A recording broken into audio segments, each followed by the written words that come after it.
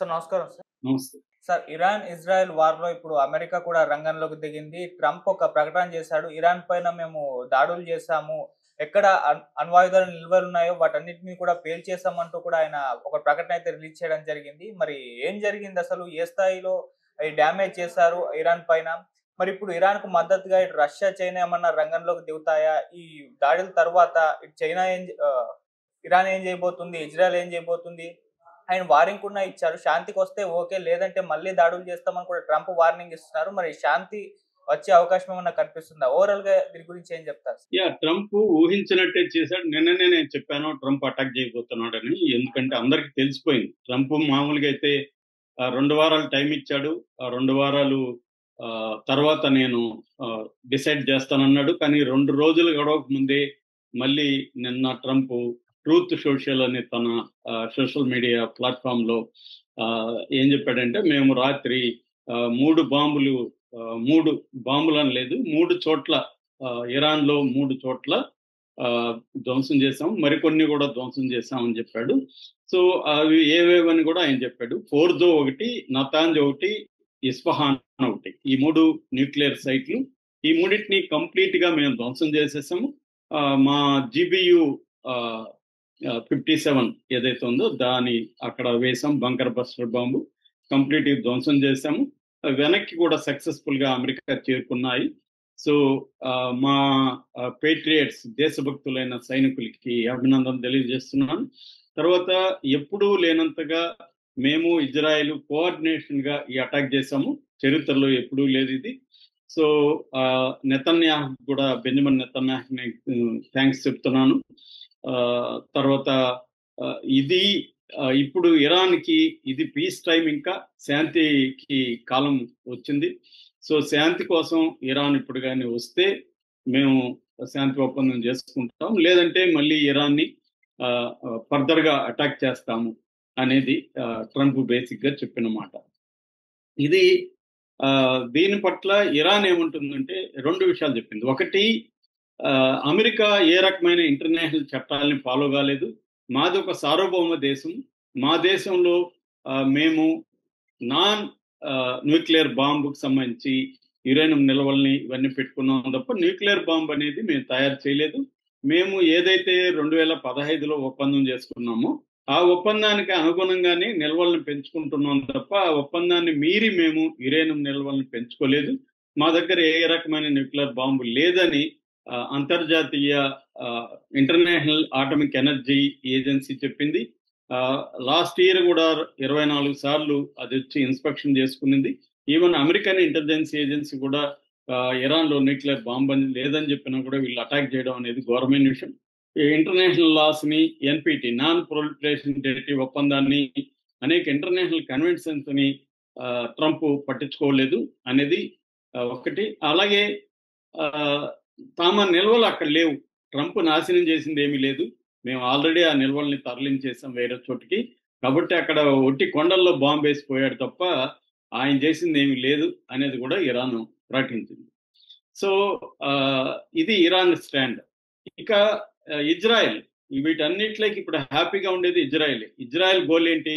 అమెరికాని ఏదో ఒక రకంగా రంగంలోకి దించి ఇరాన్ మీద దాడి చేయించాలని.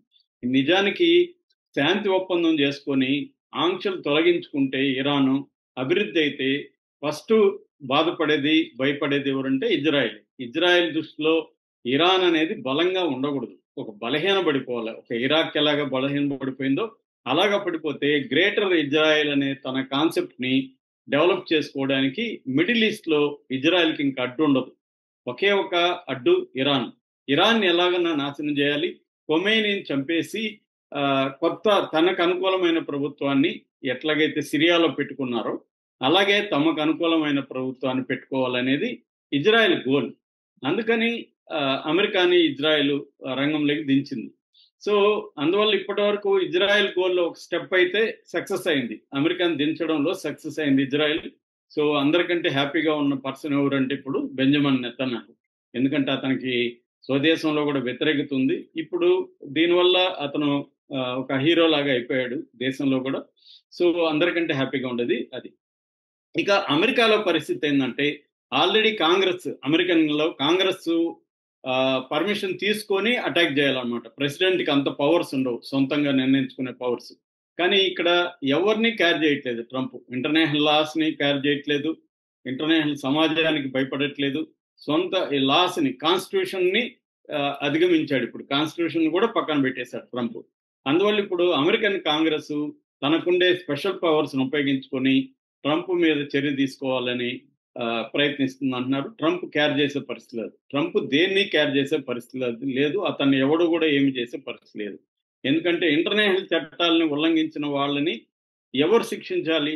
ఇంటర్నేషనల్ సంస్థలు శిక్షించాలి. ఆ ఇంటర్నేషనల్ సంస్థలకి కోరలు ఏమీ లేవు, వీటిని శిక్షించే అధికారం లేదు. లేకపోతే నెతన్యాహుని ఇంటర్నేషనల్ క్రిమినల్ కోర్టు ఎప్పుడూ అతన్ని వార్ క్రిమినల్ గా డిక్లేర్ చేసింది. 56,000 మంది ప్రాణాలు తీశాడు, అందులో సగం పైన పిల్లలు అని చెప్పి. అయినా కూడా అతను ఏం చేసుకోలేకపోతుంది. అతను హీరోగా ఎదుగుతున్నాడు తప్ప ఏం లేదు. ఇప్పుడు ఇరాన్ ఏం చేయబోతుంది, అట్లాగే చైనా, రష్యా ఏం చేయబోతాయి? ఎందుకంటే ఇరాన్ మొన్నటి వరకు ఏం చెప్పిందంటే మా దేశం మీద అమెరికా గాని అటాక్ చేస్తే తీవ్ర పరిణామాలు ఉంటాయని ఇరాన్ చెప్పింది. అట్లాగే హిజ్బుల్లా, తర్వాత హౌతీ, యెమెన్లో హౌతీలు, షియా మిలిషియా గ్రూపులన్నీ కూడా హెచ్చరించాయి.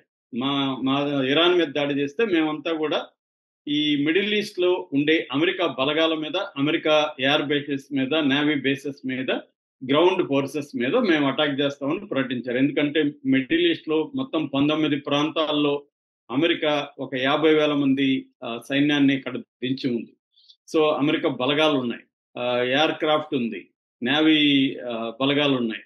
సో వీటన్నిటి మీద ఇప్పుడు ఇరాన్ దాడి చేస్తుందా? తన యాక్సిస్ ఆఫ్ రెసిస్టెన్స్ అంటే హిజ్బుల్లా, హౌతీలు వీళ్ళ ద్వారా తన మూకుమ్మడి దాడి చేస్తుందా?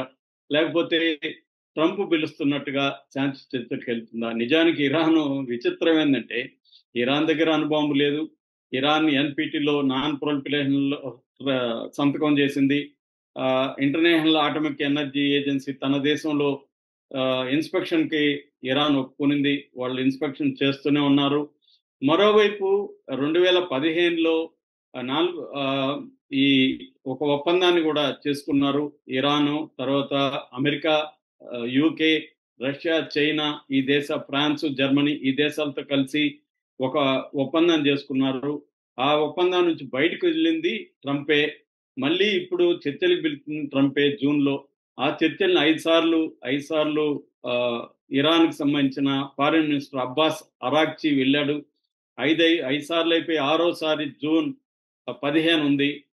సో ఇరాన్ ఎప్పుడు నేను చర్చలకు రానలేదు, మీరు నా దేశంలో వచ్చి ఇన్స్పెక్ట్ చేయొద్దని అనలేదు, అన్నిటికీ ఓకే చెప్తుంది ఇరాన్.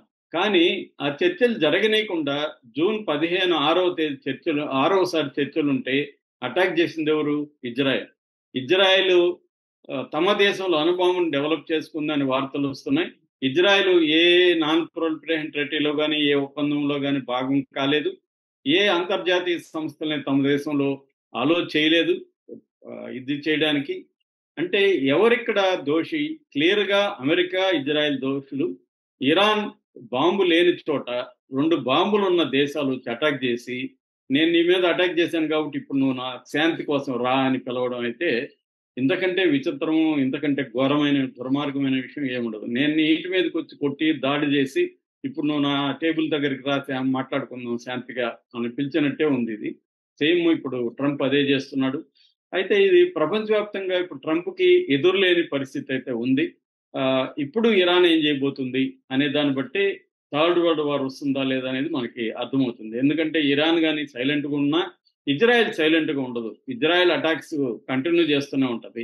సో ఇరాన్ దాన్ని ఎదుర్కోక తప్పదు.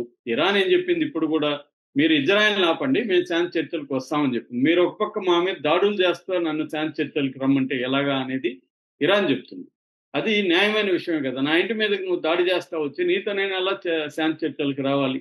ముందు దాడులు ఆపండి అని చెప్పింది. అది కూడా చేయకుండా ఒక పక్క దాడులు చేస్తూ, ఒక పక్క వాళ్ళ సార్వభౌమాధికారాన్ని బ్రేక్ చేసి వాళ్ళ దేశంలోకి వెళ్ళి ఎప్పుడూ వేయని బాంబుల్ని వేస్తూ, ఇప్పటి వరకు ఈ బాంబు అనేదాన్ని, GBU అనేదాన్ని అమెరికా ఎక్కడా ప్రయోగించలేదు. ఫస్ట్ టైం చరిత్రలో అది కూడా 6 బాంబుల్ని ప్రయోగించింది. సో ఇది ఫస్ట్ టైం. అసలు ఏమీ నిల్వలేని చోట ప్రయోగించి సక్సెస్ అని చెప్పుకోవడం కూడా ట్రంప్కే చెల్లింది. అంటే ఏమీ లేని చోట కూడా మేము పొయ్యేసి మేము చంపేసాం, నరికేసాం, ధ్వంసం చేసేసాం, సక్సెస్ అయిపోయినామని చెప్పుకోవడం నిస్సిగ్గుగా ఒక ట్రంప్కే చెల్లింది. ఇది మొత్తం ప్రపంచం అంతా నివ్వెరపోయి విచిత్ర